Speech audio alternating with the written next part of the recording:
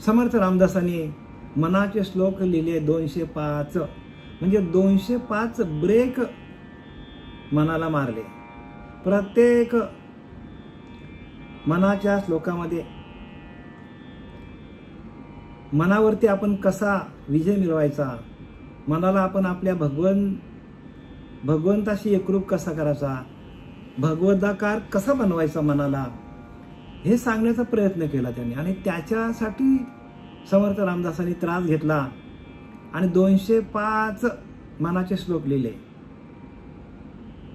म्हणजे 205 मनाला ब्रेक मारलेत. प्रत्येक वेळेला प्रत्येक साधकाने मनाला ब्रेक मारता यायला पाहिजे.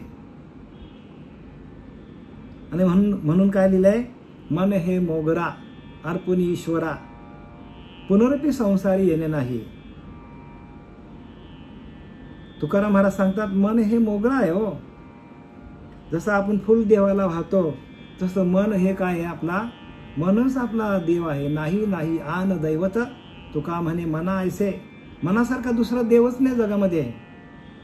तो जर मनच तुमचा रामरूप झाला तर तुम्ही कोणत्या देवाची पूजा करणार, कुठल्या देवाची पूजा करणार? आपण मनालाच आपल्याला रामरूप बनवायचं आहे. 205 ब्रेक मारल्यानंतर मनाचे श्लोक लिहून झाले. त्याच्यानंतर समर्थांना अजून असं वाटलं की आपण श्रीमद दासबोध लिहावा. म्हणजे दासबोध म्हणजे काय, प्रत्येक दासाने प्रत्येक साधकाने बोधात राहायला पाहिजे. प्रत्येक दासाने प्रत्येक साधकाने बोध मिळाला पाहिजे. बोध म्हणजे काय, बोध म्हणजे बघा किती स्पष्टपणे लिहिले पण लोकांना कळत नाही. बोध म्हणजे काय, तर अहम ब्रह्मास्मी, आपणच परब्रह्म, हा बोध व्हायला पाहिजे. आपला जो श्वास जातो येतो त्याच्याकडे लक्ष ठेवून त्या श्वासावरती भजन करणं. भजन करता करता अशी अवस्था होते अंतःकरणाची की ते परब्रह्म मीच आहे. अहम ब्रह्मास्मी, आपणच ब्रह्म आहोत असा भाव तयार होतो. आणि हे समर्थांनी प्रत्यक्ष अनुभव घेतला. आणि म्हणून दास बोध, दासातू बोधात राहा. पण कुठल्याच दासांना बोध नाही माहिती. बोध म्हणजे आपल्या श्रीपाद बाबांनी, रामदास बाबांनी, पांडुरंग दिवेकर बाबांनी जे आपल्याला तत्वाचा अभ्यास दिलेला आहे, जो प्रबोध आहे. काय नाव त्याचं, प्रबोध. म्हणजे त्या प्रबोधाच्या चिंतनातून आपल्याला असा बोध होतो की आपणच परब्रह्म आहोत. आणि म्हणून समर्थ रामदासांनी सरळ लिहिले, परब्रह्म ते सकळान परते, तया सुपाता आपणच ते, पण हे कळे अनुभव मते सद्गुरू केली या. किती स्पष्टपणे सांगितलंय. ह्याचा आपल्याला अनुभव येते. सद्गुरू केली या म्हणजे सद्गुरू केला तर, मग तसा सद्गुरू आपण केला तर आपल्याला अनुभव येतो की ते परब्रह्म मीच आहे, आपणच परब्रह्म. हा अनुभव येणं ही सगळ्यात उच्च लेवलची भक्ती, उच्च पराकोटीची भक्ती आहे बरं काही. पण ही लोकांना कळत नाही. का तर बोध नाही. मग आता बोध नाही त्याला आपण काय करणार, त्याला तसा गुरु मिळत नाही. गुरु मिळायला पाहिजे. तसा गुरु केला, आत्मानुभवे चोखळलेल्या वाटा, त्याच्या माथा जटा असो किंवा नसो, तुकोबऱ्या सांगतात हो. आत्मानुभवे चोखळलेल्या वाटा, आत्म्याचा अनुभव आला आणि तुमचा वाटा तुमच्या चोख झाल्या. म्हणजे 72,000 नाड्या तुमच्या शुद्ध झाल्या. आत्मानुभवे चोखळलेल्या वाटा, मग त्याच्या माथा जटा असो किंवा नसो. काय सांगतात, आपण कोणाला समजतो ज्ञानी, आपण कोणाला संत साधू समजतो, ज्याच्या डोक्यावर खूप मोठे जटा आहेत असा तो संत. त्याला आपण काय समजतो, ज्ञानी, संत, योगी, सद्गुरू असा आपण समजतो. पण नाही ना, तुकोबऱ्या सांगतात आत्मा अनुभवे चोखलेल्या वाटा. आत्म्याचा अनुभव आल्यानंतर तुमच्या ज्या 72,000 नाड्या आहेत त्या चोख होतात, चोख स्वच्छ होतात. त्या प्रत्येक नाडीमध्ये अनाहत नाद चालू होतो. त्या प्रत्येक नाडी प्रकाशित, प्रत्येक चक्र प्रकाशित होतं आपला. आणि रोमारोमामध्ये आपले चैतन्य निर्माण होतो. आणि आलेल्या चैतन्याच्या अनुभवातून, अनुभव बरं का, अनुभव महत्वाचा आहे. आपल्याला आपलाच अनुभव यायला पाहिजे. जगाचा अनुभव येऊन काय फायदा तुम्हाला? तुमचा अनुभवच तुम्हाला तिथपर्यंत भगवंतापर्यंत पोचवेल. बाकी तुम्हाला कोणीही तर आपल्या मदतीला येणार नाही. कोणीच मदतीला येत ना आपल्या. कारण आपण एकटाच आलोय. येताना एकटा आलोय, जाताना एकट्यालाच जावं लागेल. दुसरा पर्याय मार्ग काहीच नाही. म्हणून वाचेचा रसाळ, देहाचा निर्मल, मग त्याच्या गळा माला असो किंवा नसो. परस्त्री ठाई जो का असे नपुसक, त्याच्या अंगी राख असो किंवा नसो. बघा काय लिहिले तुकोबारांचे बरं का. तुकाराम महाराज सांगतात, परस्त्री ठाई जो का असे नपुसक, त्याच्या अंगी राख असो किंवा नसो. तिच्या अंगाला राख असली किंवा नसली काय फरक पडत नाही. त्याच्यानंतर सांगतात, परधन ठाई जो का असे अंध, दुसऱ्याच्या धनावर आपण अभिलाषा करायची नाही. तिथे आपण अंध व्हायला पाहिजे, आंधळ्यासारखा व्हायला पाहिजे. परधना ठाई जो का असे अंध, त्याच्या माथा गंध असो किंवा नसो. बघा त्याच्या माथ्याला गंध असेल नसेल काही फरक पडणार नाही. पण परधना ठाई जो का असे अंध, त्याच्यानंतर जाता जाता शेवटला सांगतात, परनिंद्याविषयी जो का असे मुका. दुसऱ्याची निंदा पण करायची नाही सांगितले. परनिंदे ठाई जो का असे मुका, तोची जगी संत ऐसे म्हणे तुका. तोच संत सांगतात, परनिंदे ठाई जो का असे मुका, तोची जगी संत ऐसे म्हणे तुका. तुकाराम महाराज सांगतात की परनिंदा करायची नाही. मग आपल्याला काय पाहिजे? आत्मानुभव पाहिजे. इथे काय चालले आपला विषय? आत्मानुभव. मग समर्थ रामदासांनी सगळं भारत भ्रमण केलं, दास बदलीला, मनाची सुटली. नंतर त्यांच्या मनामध्ये असं आलं, अरे बापरे, तरी पण त्यांचं समाधान झालं नाही. मग त्यांनी आत्माराम लिहिला. काय लिहिला? आत्माराम. वाचा, 1 नंबर आहे, जबरदस्त लिहिले. आत्माराम म्हणजे काय? तो आपल्याकडे असलेला आत्मा हाच आपला राम आहे. आणि त्याच्यासाठी स्पष्ट वया लिहिल्यात त्यांनी, समर्थ रामदासांनी. पण आपण वाचन करायला पाहिजे. आणि वाचन करण्याच्या ऐवजी आपल्याला ते प्रगटीकरण व्हायला पाहिजे. रोम रोम भजन करताना रोम रोम आपलं भजन चालू झालं पाहिजे.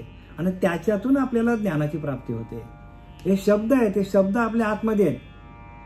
हे प्रत्येक संतांचा शब्द आपल्या हृदयामध्ये आहे. पण तो प्रगट होण्यासाठी आपल्याला संतांच्या रस्त्यावर संतांनी दिलेलं ज्ञान तेच तर चालले येते. आपल्या विषय काय? आपला विषय कोणता आहे? मंत्रांचा. दशक 5 मंत्रांचा आणि समास 3 शिष्य लक्षण नाम.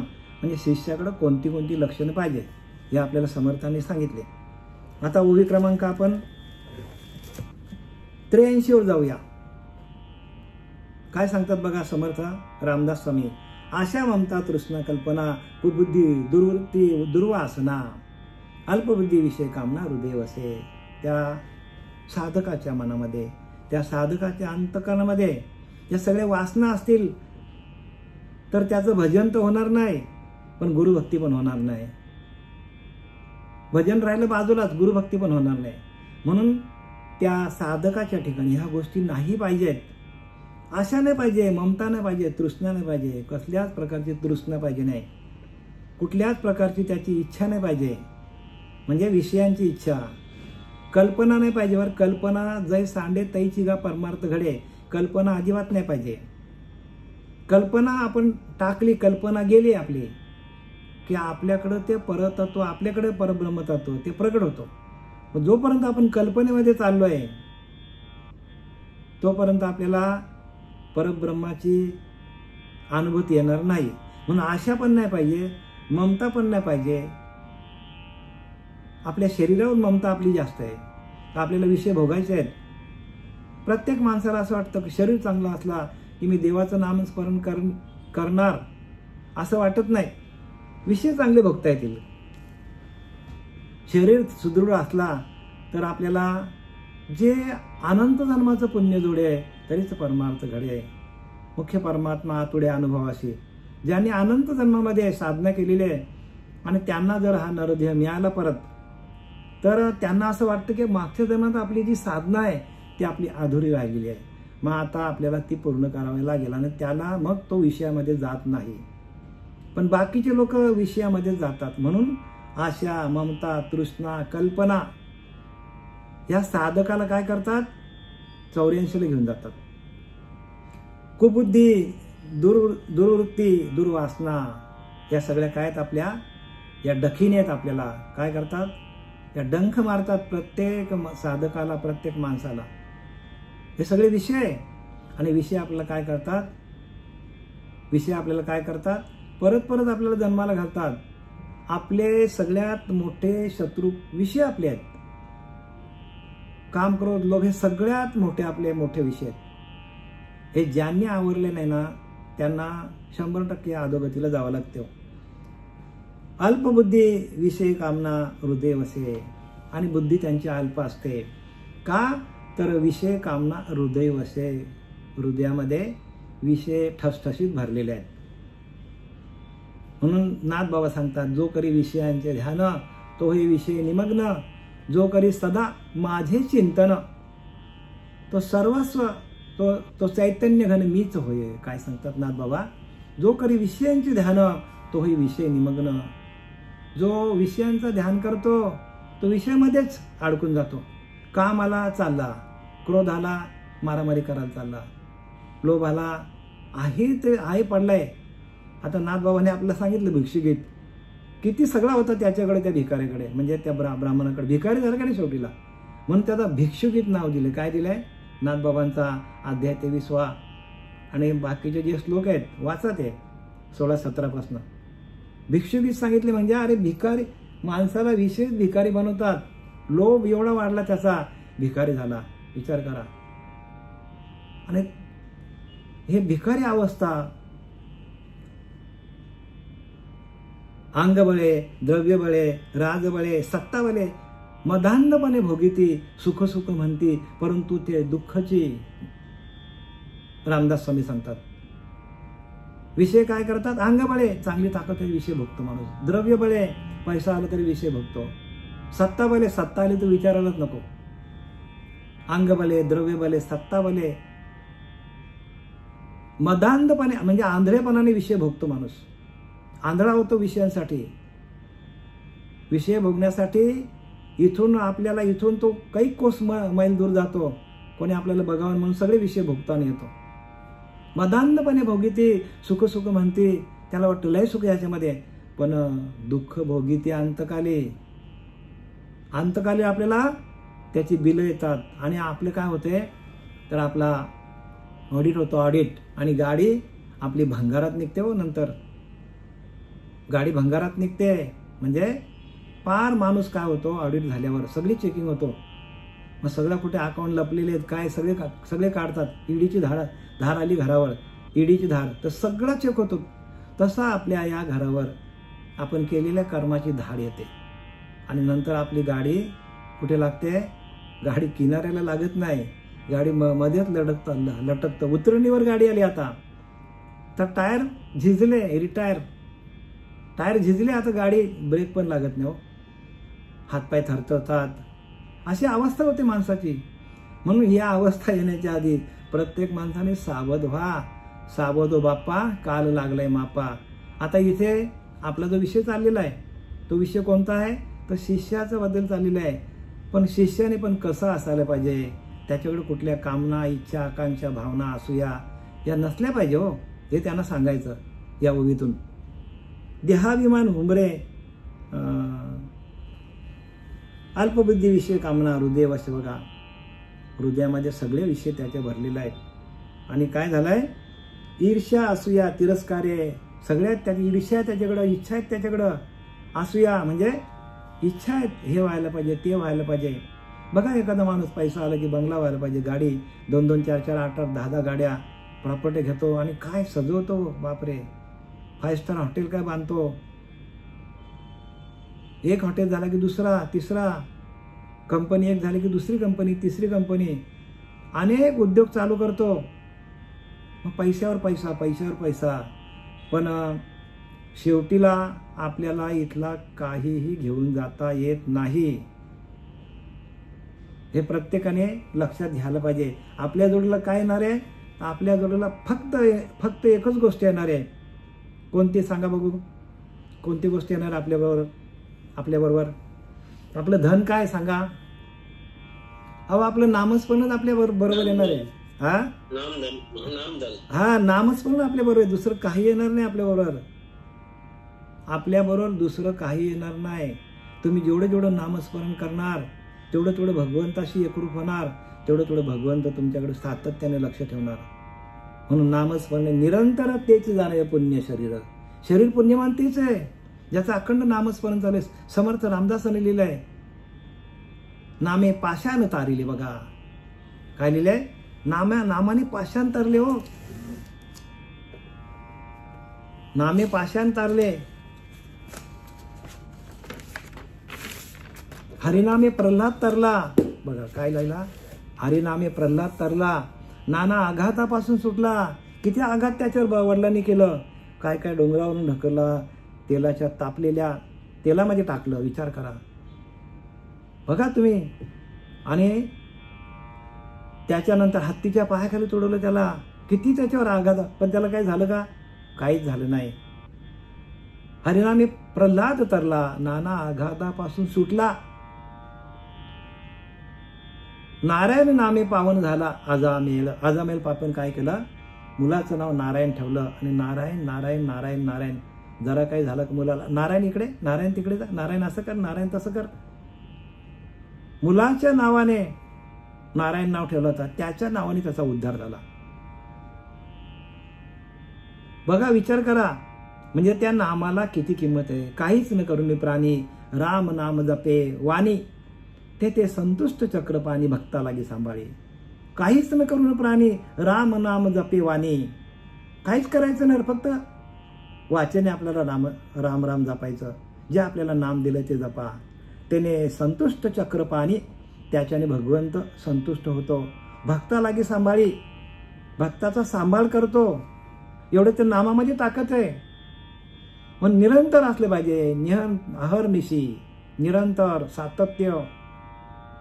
आणि ते सातत्य आपल्याला कुठून मिळतं, तर जर आपली नाभीची उपासना चालू झाली तर आपल्याला सातत्याने चालू होतं. मूलाधार स्वादिष्ठान मणिपूर. इकडे जी शिगडी आहे, इकडे जे चक्र आहेत, पृथ्वी चक्र आहे, पाणी चक्र आहे, अग्नी चक्र आहे, हे सगळे चक्र आपले प्रकाशित झाले तर आपल्याला निरंतर नामस्मरण चालू राहतं. निरंतर चालताना, उठताना, बसताना, खाताना, झोपताना. मग आपल्याला विषय त्रास देत नाही, आपली इच्छा त्रास देत नाही. इच्छा तिथे आहेत, नाभीच्या खाली आहेत. आणि त्या एकदा का आपण, म्हणून तुकोबाऱ्या काय म्हणतात, काम क्रोध निमालेच ठाई, आठव नाठव झाला गेला भावा भाव, झाला स्वयंमेव पांडुरंग. काम क्रोध निमालेच ठाई, जागेवरच काम क्रोध गेले. आठव नाठव झाला भावा भाव, झाला स्वयंमेव पांडुरंग. स्वतः पांडुरंग परमात्मा होतो माणूस. माणसालाच देव बनवायची ताकद आहे मनुष्याला. ईश माणसाचाच ईश्वर होतो. पण हे कोणाच्या लक्षात येईल? आपण बसले सगळ्या देवांची पूजा करत, करू नाही का? ज्याला करायचं त्यांनी करा. पण आपल्याला एकदा का गुरु मिळाला तेवढ्या ताकदीचा, तर आपल्याला पुढे जायला ह्याच जन्मामध्ये आपल्याला संधी आहे. आणि ती संधी आपण गमवू नये प्रत्येकाने. ईर्ष्या ईशना असूया तिरस्कारे निंदिशी, निंदेशी प्रवर्ते आदरे, आणि देहाभिमान हुंबरे जानपणे.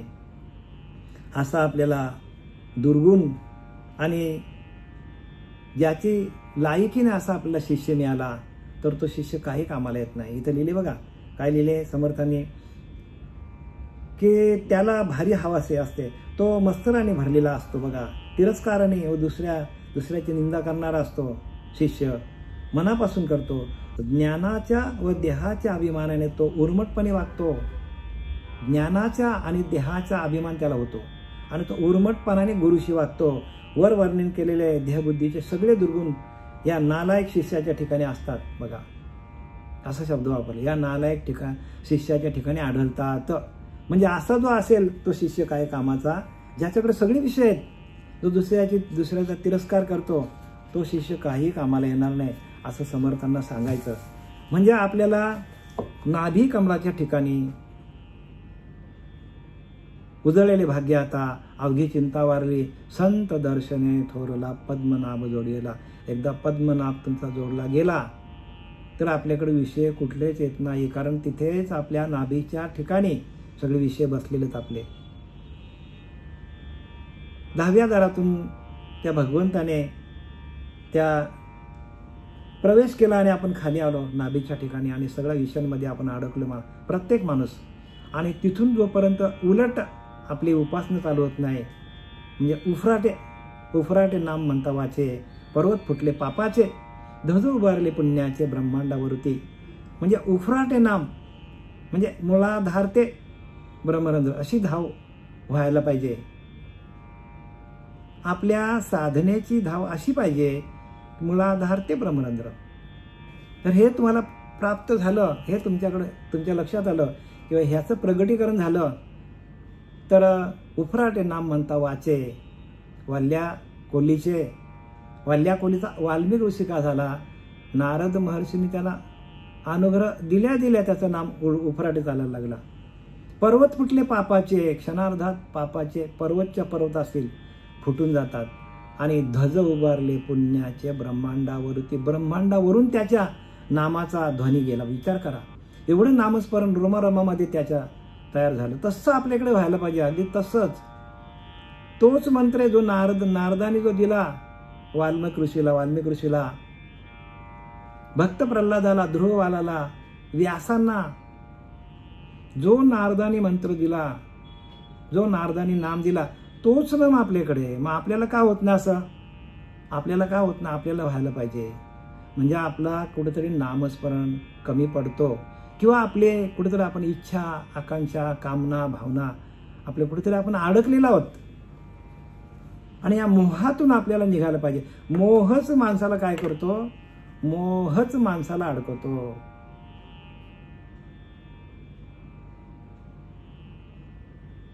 मग बंधनापासून उकलेल्या गाठ, सगळी बंधनं एका क्षणात नामाच्या माध्यमातून सगळी बंधनं तुटतात. बंधनापासून उकलेल्या गाठी आणि देता आली मिठी सावकाश. आपल्याला मिठी देता येतो भगवंताला मिठी मारता येतो आपल्याला. मग आपले अष्टसात्विक भाव होतात आणि त्या अष्टसात्विक भावातून आपल्याला ज्ञान प्राप्त होतो.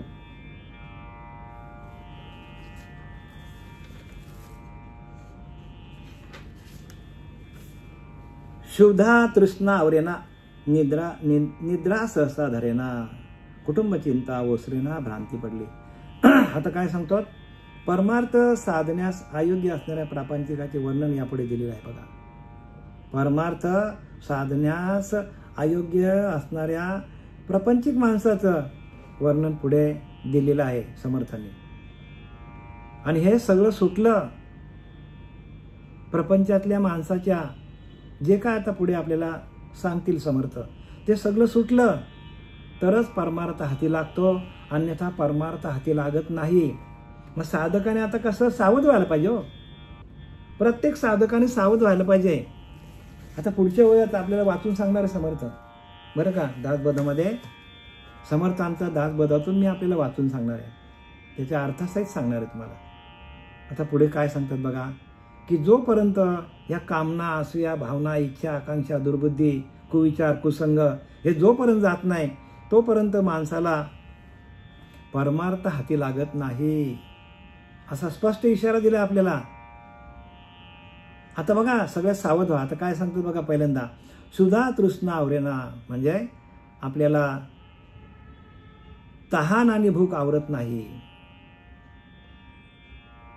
माणसाला भूक आवरत नाही, असं वाटतं खूप जेवावं.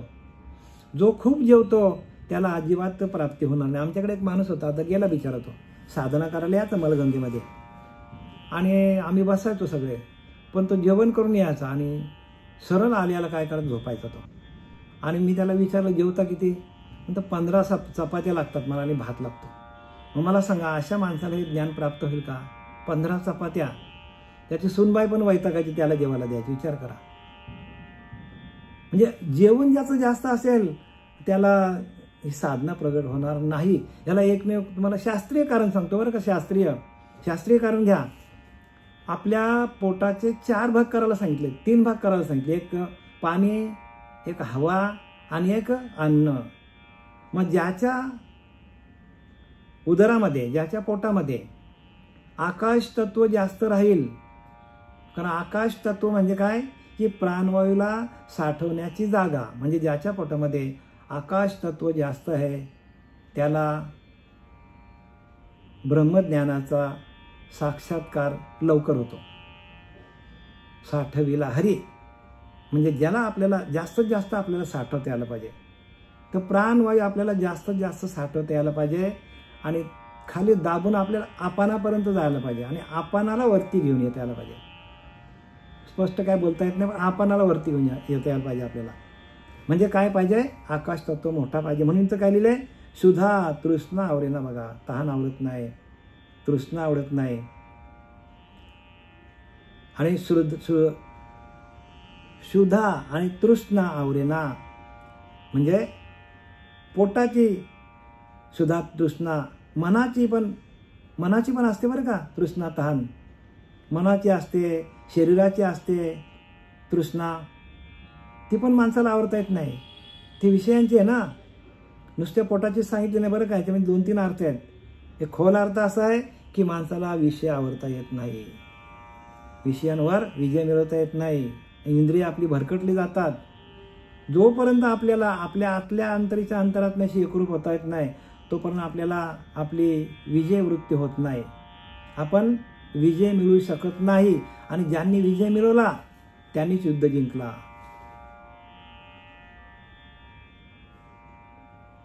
विजय कशावर मिळवता यायला पाहिजे, तर आपल्या इंद्रिय दमन करून इंद्रियांना एका आत्मस्वरूपाशी एकरूप करणं आणि त्या भगवंताचं ध्यान करणं. मग जाईत रे जाईत, जिंकलास रे जिंकलास म्हणून निशाण ध्यानाचे लागते. ज्ञानोबा सांगतात, जाईत रे जाईत म्हणून निशाण ध्यानाचे लागते. ध्यानाचा निशाण लागतो आपल्याला, जिंकलास रे जिंकलास, जाईत रे जाईत असं निशाण ध्यानाचं लागतं आपल्याला. हे सगळे विषय आतल्या गोष्टी आहेत, सगळं अंतकरणाच्या गोष्टी आहेत. म्हणून ज्ञानोबा सांगतात, जयांच्या इंद्रियांच्या घरा नाही विषयांच्या येर धरा, तो आत्मबोधाची अवधरा पहुडला असे. किती सोप्या भाषेत सांगतात बघा. जयांच्या इंद्रियांच्या घरा नाही विषयांच्या येर धरा. ज्यांच्या इंद्रियांच्या आतमध्ये विषय अजिबात येत नाही, विषयांची त्यांना आठवणी नसते. का, तर त्यांची संपूर्ण इंद्रिय रोम रोम त्यांचा त्या हरिनामाचा भजन करत असतो. आणि जिथं हरिनाम आहे तिथं विषय येणार नाही. जिथं भगवंताचं नामस्मरण चालू आहे तिथे आपल्याला विषय अजिबात त्रास देणार नाही. जयांच्या इंद्रियांच्या घरा नाही विषयांच्या येर धरा, तो आत्मबोधाची ओरा पहुडला असे. ज्यांच्या इंद्रियांच्या कडे विषय वाचना येत नाही तोच आत्मबोधापर्यंत पोहोचतो, आत्मतत्वापर्यंत पोहोचतो, आत्मदेवाशी एकरूप होतो.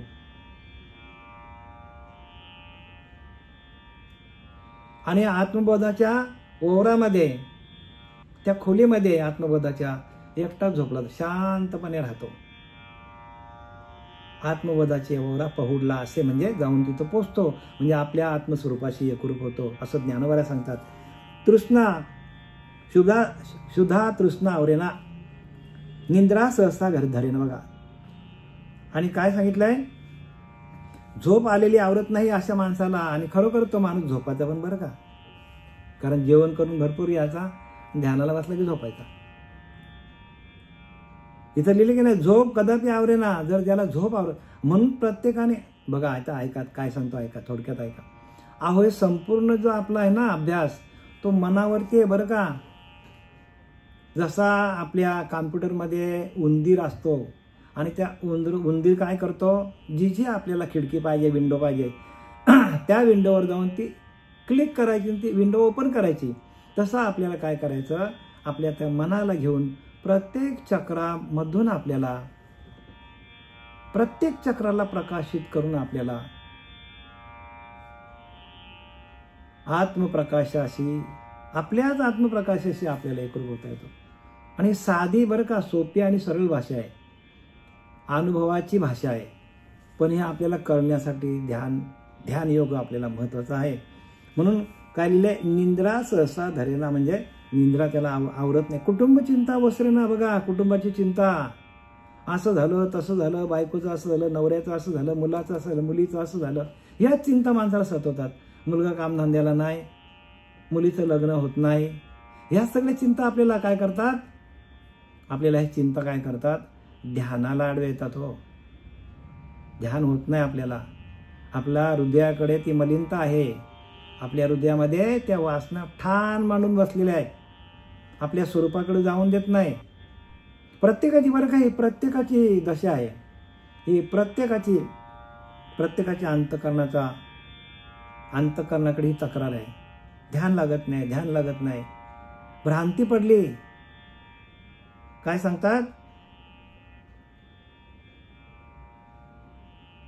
बायकोची चिंता कमीच होत नाही बघा, आणि भ्रमाने व्यापलेला आहे. अशा माणसाला भगवंत भेटणे शक्य नाही. काय सांगितलंय, अशा माणसाला भगवंत कधीच भेटणार नाही. आता आम्ही काय काय लोकांना भेटतो, सगळ्या प्रपंचाच्याच गोष्टी करतात. आम्ही जरी आत्मज्ञान सांगायला लागलो, आत्मचर्चा करायला लागलो, तरी पण त्यांनी इकडून आहेत तर तिकडून सोडून देतात आणि घरच्याच गोष्टी बोलतात. मग सांगा यांना कुठपर्यंत ज्ञान आहे? ज्ञानच नाही लोकांना. प्रपंचाच्या चिंता, प्रपंचाच्या वार्ता काढायच्याच नसतात. कशाला आपण उगाच चावून खायचं? त्याच्याने काय होतं, आपलं अंतःकरण मलिन होतो आणि आपल्या अंतःकरणामध्ये तोच भाव तयार राहतो आणि आपल्याला त्रास देतात. जेही जैसे संचित केले तयाशी तेची प्राप्त झाले. अभ्यासी पडून जड झाले ते तो सुटेना. समर्थ रामदास सांगतात, जेही जैसे संचित केले तयाशी तैसेच प्राप्त झाले. अभ्यासी पडून जड झाले ते तो सुटेना. सुटू का आपण? अभ्यास करून पण आपण जड बुद्धी ठेवली, अभ्यास करून पण आपण त्या विषयांमध्येच अडकलो, घरातल्या प्रपंचामध्ये अडकलो, घरातल्या भानगडीमध्ये आपण अडकलो. ह्याचं कसं होईल, त्याचं कसं होईल, ह्याच्यामध्ये आपण अडकलो. कसा काय देव प्राप्त होईल? देवाच्या प्राप्तीसाठी काय करायला पाहिजे, संपूर्ण नील व्हायला पाहिजे.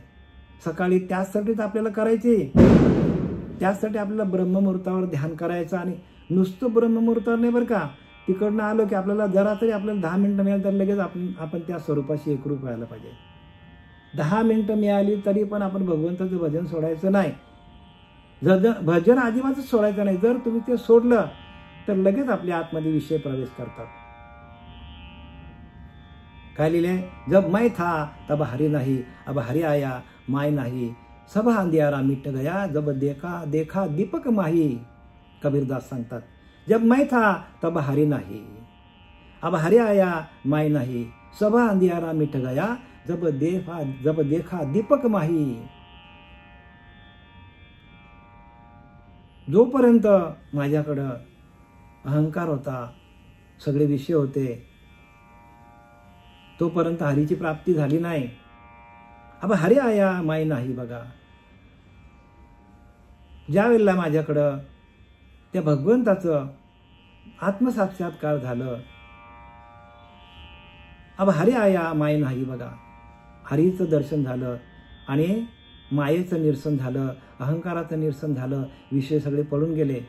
सब अंधियारा मिट गया, जब देखा दीपक माही. सगळा अंधकार निघून गेला, अज्ञान निघून गेला, अविद्या निंद्रा पळून गेली.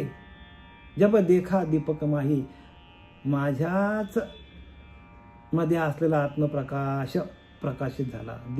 देखा दीपक माही, माझाच दीपक म्हणजे माझीच आत्मज्योत, त्याचाच मला दर्शन झाला आणि सगळे विषय माझ्याकडे निघून गेले. सरळ सरळ लिहिले की नाही बघा. या सगळ्या गोष्टी आतल्या आहेत ना, बाहेर कोण सांगणार तुम्हाला? या निंद्रा सहसा धरेना, कुटुंबचिंता ओसरेना, भ्रांती पडली आणि काय झालं, भ्रमाने व्यापला तो खंगला प्राणी. मी काल सांगितलं, खंगला प्राणी हो, विषयांचं चिंतन करता करता सगळ्या अंगाने खंगून गेला.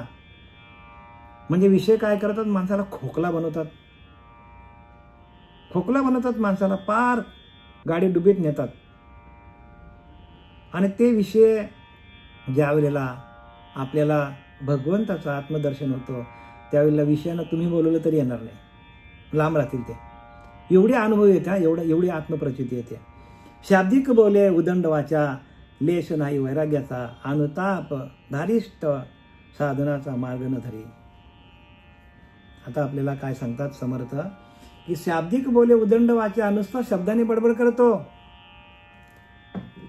तुका म्हणे ते अनुभव प्रमाण शब्दांचे गौरव कामा नये. शब्द काहीच नाही, शब्द फलकट आहेत. शब्दाने सांगणं म्हणजे ज्ञान नाही, प्रवचन करणं म्हणजे ज्ञान नाही, कीर्तन करणे म्हणजे अजिबातच ज्ञान नाही. उगाच लोकांमध्ये आपण जातो आणि तो काय करतो, दंडोरा पिटतो आपण आणि येतो घरी. तर ज्ञान काही होणार? ज्ञान तुम्हाला तुमच्याच आत्मस्वरूपाशी, तुमच्याच आत्मदेवाशी तुम्ही एकरूप व्हाल आणि त्याचं अखंड भजन चालू राहील. त्याच्यामध्ये ज्ञान आहे, बाकी ज्ञान नाही.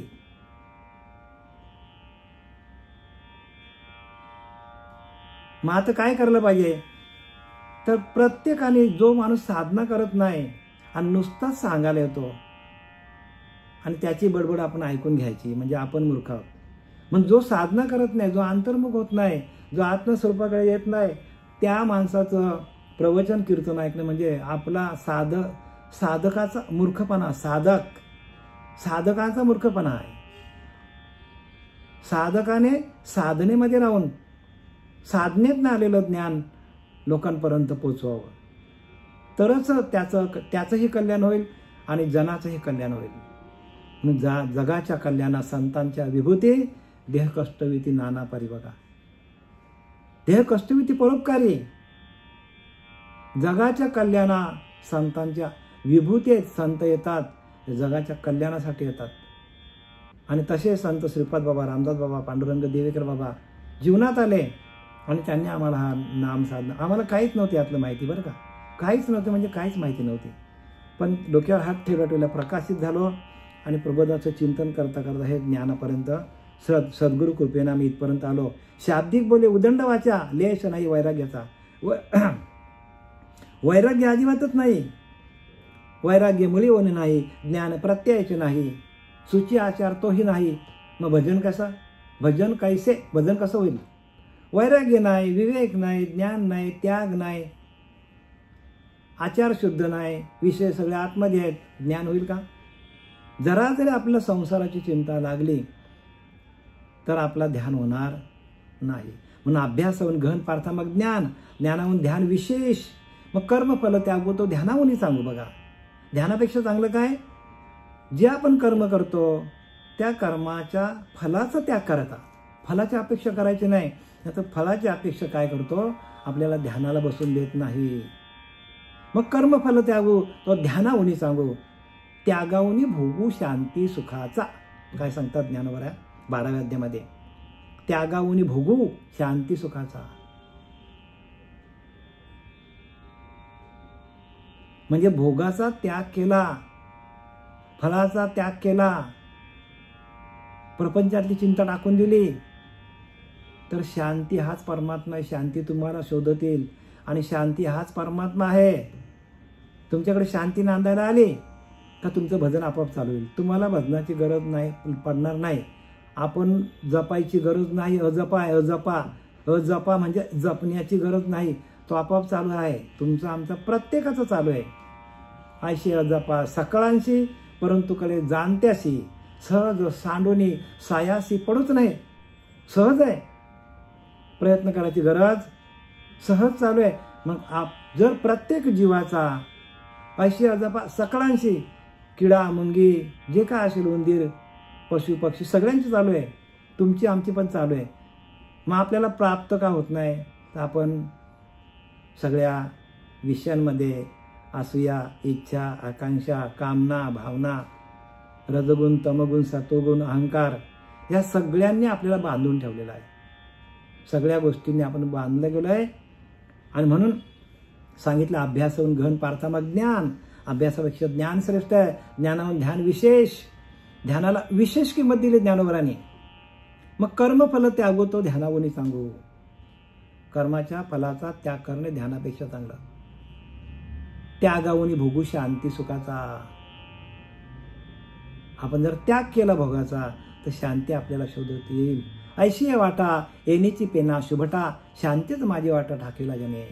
अरे अर्जुना, अशा वाटेने तू गेला तर शांती तुला शोधत येईल. अर्जुनाला नाही सांगितलं बरं का, आपल्याला सांगितलंय.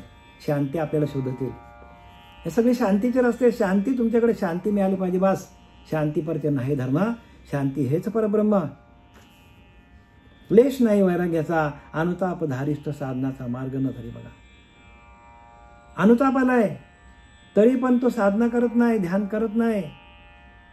ध्यानाशिवाय काहीही कोणालाच ज्ञान प्राप्त. ध्यान जो करत नाही त्याला ज्ञान प्राप्त नाही. त्याला वरवरचा वरपांगा ज्ञान समजायचं त्याला. आणि तो ज्ञान शेवटी आपल्याला कामा येणार नाही, कुठेच येणार नाही. नाव आपला मोठा होईल सगळे जगामध्ये बाहेरच्या ज्ञानातून, पण आपल्याला आपली सुटका करता येणार. मग तो ज्ञान काय कामाचा? तो ज्ञान काय कामाचा आहे का मला सांगा? ज्या ज्ञानातून आपलीच सुटका आपल्याला करता येत नाही, आपणच त्याच्यानंतर आपण 84ला जाऊ. मग जन्मा येऊन तुला काय केले? तू आपले मुद्दल गमावले हो. मुद्दल जाईल आपला. का ना फिरशी माघारा, अजून तरी फजित खोरा. केली गाठवलीची नाशी, पुढे भिकची मागशी. बघा, भीक मागायला लागेल पुढे आपल्याला. जन्मा येऊन तुला काय केले? आपले मुद्दल आपला मुद्दल होतो तो पण घालवला आपण. मुद्दल म्हणजे जे आपण पुण्याई आपण घेऊन आलतो, जे आपण पुण्याई घेऊन आलो ती पुण्य आपण घालवली, मुद्दल गमावली. जन्मा येऊन तुला काय केले? तू आपले मुद्दल गमावले. का रे ना फिरशी माघारा, अजून तरी फजित खोरा. अजून दिवस गेले ना, अजून तुला संधी आहे अजून परत मागे यायची. मागे फिर आणि भगवंताचं भजन कर. या विषयांमध्ये अडकू नको. का रे ना फिरशी माघारा, अजून तरी फजित खोरा. केली गाठवलीची नाशी, पुढे भिकची मागशी. गाठीला पाठीला जे काय आपण पुण्य जमा केलंय त्या पुण्याचा ऱ्हास होतो आणि पुढे माणूस भीक मागायला लागतो. काय करतो? ते विषय आपल्याला काय करतात? भिकारी बनवतात. भिकारी. भक्ती विरक्ती ना शांती. त्या सत्शिष्याकडे भक्ती नाही, विरक्ती नाही, शांती नाही. आणि ज्ञानोबा सांगतात विरक्ती विना ज्ञान असत, ह्या ज्ञानास तज्ञच नाही हो. विरक्ती विना ज्ञानास तज्ञच नाही. विरक्ती नाही तर ज्ञान टिकणार नाही. हे विचारून ठाई ठेविले देवे. हे भगवंतांनी स्वतः सांगितलं आहे. विरक्ती वाचून काही या ज्ञानास तज्ञच नाही. ज्ञान कशामुळे टिकतो? तुमच्याकडे विरक्ती वैराग्य असेल तरच, विवेक असेल तरच. आणि नाही तर ज्ञान टिकत नाही, निघून जातो. म्हणून हेले आला आणि पाणी वाहतच मिळाला हो. संसाराचं ओझं घेऊन माणूस काय चाललाय,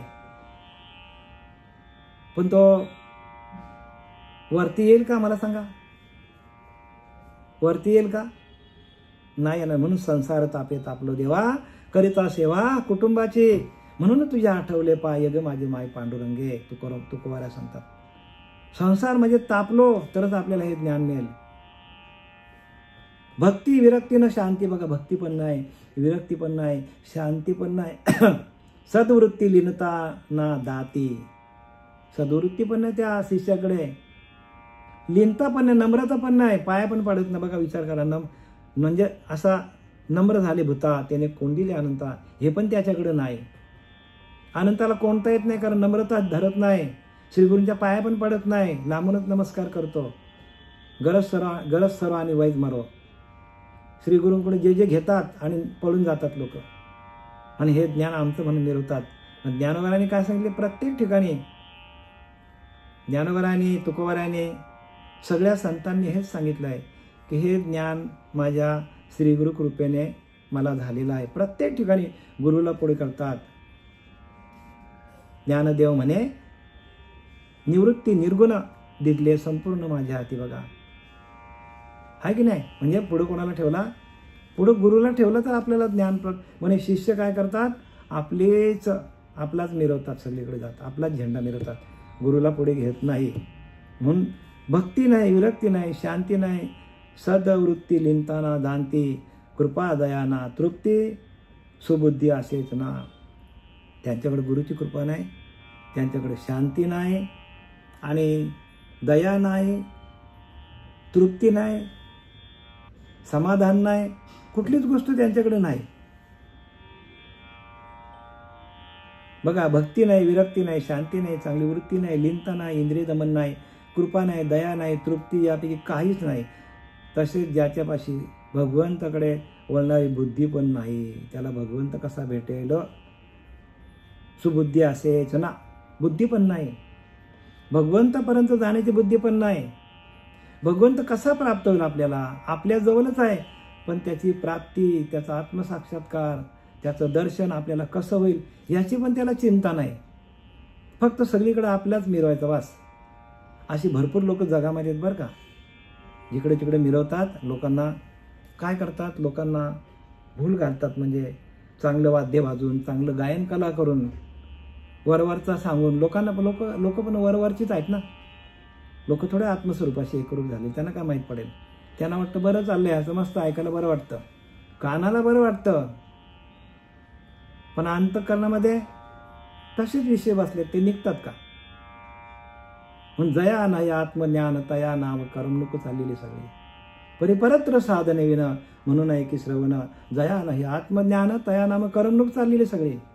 परत्र साधने विन, जोपर्यंत परा साधली जात नाही, परेचं भजन चालू होत नाही, पिंड्या असता म्हणे, बाहेर पडता म्हणे कोहम कोहम, अशी अवस्था आहे.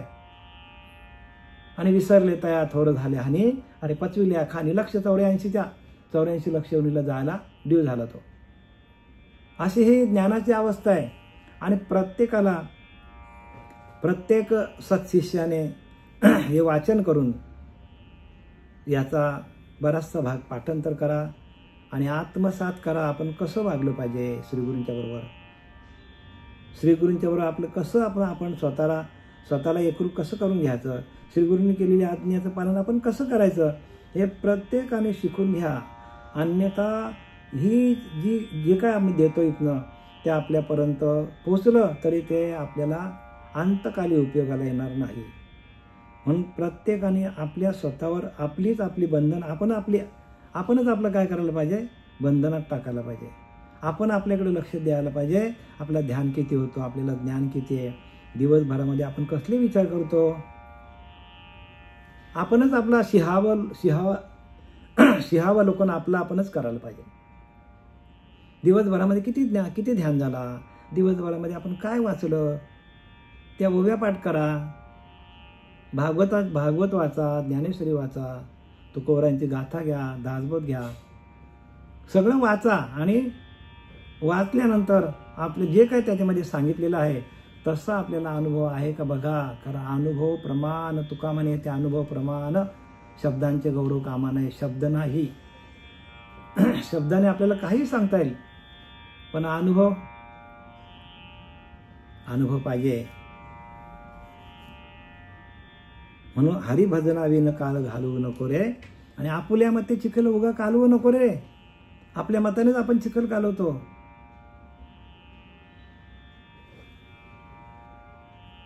भक्ती विरक्ती न शांती, सद्वृत्ती लीनता न शांती. सद्वृत्ती नाही, लीनता नाही, शांती नाही. कृपा दया ना तृप्ती, सुबुद्धी असेच ना. म्हणजे बुद्धीचं वैभव पण त्याच्याकडे नाही. बुद्धीचं वैभव काय आहे? बुद्धीचे वैभव अन्य नाही दुजे. एका केशवराजे सकळ सिद्धी, एका भगवान परमात्म्याला प्राप्त करणं, ही बुद्धीचं वैभव आहे. आणि ते वैभव आपल्यामध्ये असलं पाहिजे, भगवंताला प्राप्त करणं. काया क्लेशी शरीरहीन, धर्माविषयी परमकृपण, क्रिया पालट्यानं कठीण हृदय जायचे. शरीराचे कष्ट करण्यास ज्याची प्रकृती योग्य नाही बघा. काया क्लेशी म्हणजे कायामध्ये क्लेश भरलेला आहे. त्या साधकाच्या शरीरामध्ये क्लेश भावना आहे. म्हणजे सगळे विकार आहेत थोडक्यात. काय क्लेश म्हणजे विकार. आणि विकारच माणसाला काय, विकारीच माणूस काय होतो, भिकारी होतो.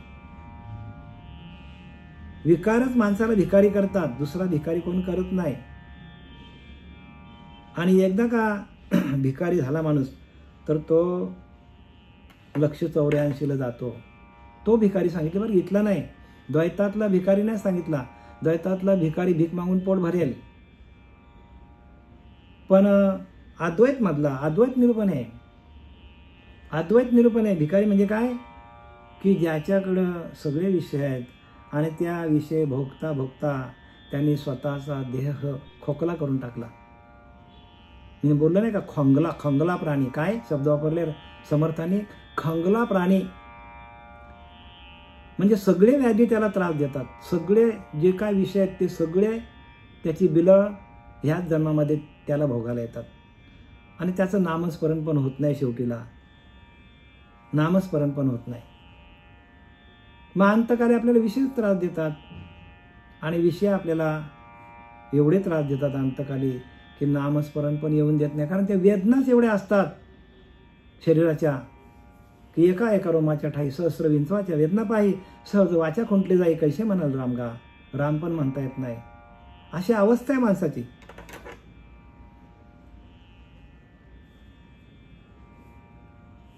काया क्लेशी शरीर ही न बघा, काया म्हणजे शरीरामध्ये, कायेमध्ये त्याचा क्लेश सातत्याने, शरीर ही न शरीर त्याचा काय झाला, बारीक झाला, खंगला. धर्माविषयी परमकृपण आणि धर्म बाजूलाच, धर्माने जे काय आपल्याला सांगितलं, शास्त्राने जे काय सांगितलंय त्याप्रमाणे वागत नाही, क्रिया पालटेनं कठीण आणि त्याचा हृदय कठीण झालेला आहे आणि त्याची क्रिया जी काय जे काय सांगितलं जातं श्री गुरुकृपेने त्या क्रियेमध्ये तो काही फरक पाडत नाही, म्हणजे त्याचं मन कठोर आहे, कठोर, त्याला कळत नाही, हृदय जयाचे, कठोर हृदयाने तो वागतो. हे सगळं कोणाला होतं तर आपल्याच अंतःकरणामध्ये विषयांचा ठाण मांडलेला आहे. विषयांनी काय केलंय, ठाण मांडून बसलेला प्रत्येक विषय ऐनाच्या बैना आणि 84ला घेतल्याशिवाय जाईना हो. 84 लक्ष योनीमध्ये हा देह वापरायला मिळतो या विषयांना. आणि म्हणून आपण काय करायला पाहिजे, प्रत्येकाने श्री गुरुला शरण जायचं आणि शरण जाऊन त्यांच्याकडून नामसाधना घ्यायची, कारण नाम संकीर्तन साधन पाय सोपे आणि जळतील पापे जन्मांतरीची, कित्येक जन्माची पाप जळून जातात. पण नाम पाहिजे बरं का, नामाशिवाय नाही, मंत्र नाही, मंत्र तंत्र उपदेश येते ते गुरु म्हणे येते, परंतु ते नव्हे सद्गुरु मोक्षदाते, आपल्याला मोक्षाकडे नेणार नाही. मंत्र तंत्र उपदेश येते ते गुरु म्हणे येते, परंतु ते नव्हे सद्गुरु मोक्षदाते, आपल्याला मोक्षाला घेऊन जाणार नाही. ते हे असं सगळं आहे बरं का. हे सगळं समर्थांनी प्रत्येक संतांनी आपल्याला लिहून ठेवलेलं आहे, दिलंय. आणि म्हणून आपल्या जीवनामध्ये संत असा यावा की तो आपल्याला आपल्याच आत्मस्वरूपाशी, आपल्याच आत्मदेवाशी आपल्याला एकरूप करून देणारा, आपला अंतरीचा अंतरात्मा हाच ईश्वर आहे आणि त्याच्याशी एकरूप होण्याची प्रक्रिया, कला आपल्याला त्यांनी द्यायला पाहिजे. आणि म्हणून आत्माराम लिहिला समर्थ रामदासांनी शेवटीला, आत्मा हाच तुमचा राम आहे. मला सांगा, कृतायुगामध्ये ज्यावेळेला वाल्या कोलीने 7 रांजण भरल एवढी माणसं त्यांनी मारली, पण शेवटला त्याला कोण भेटले, नारद महर्षी भेटले. मग नारद महर्षींनी जे नाम दिलं त्यावेळेला राम पण कृतायुगातली सॉरी आहे, त्यावेळेला राम पण नव्हता. मग त्याने कुठल्या रामाचं भजन केलं, त्या वाल्या कोलीनी कुठल्या रामाचं भजन, रामच नव्हता त्यावेळेला, रामच नव्हता त्यावेळेला. मग त्याने कोणत्या रामाचं भजन केलं, आणि तेच भजन आपल्याला दिलेलं बरं का, तेच भजन त्याने आपल्या आत्मारामाचं भजन केलं. आणि आपण पण आपल्या आत्मारामाचंच भजन करायचं. 17व्या नाथबाबांनी 17व्या अध्यायामध्ये सांगितलंय की कृतयुगामध्ये कुठलाच देव नव्हता त्यावेळेला. कृतयुगामध्ये शंकरनारायण ब्रह्म विष्णू महेश होते समजा, पण राम नव्हता, कृष्ण नव्हता, दत्त महाराज नव्हते, त्यावेळेला कुठलाच देव नव्हता.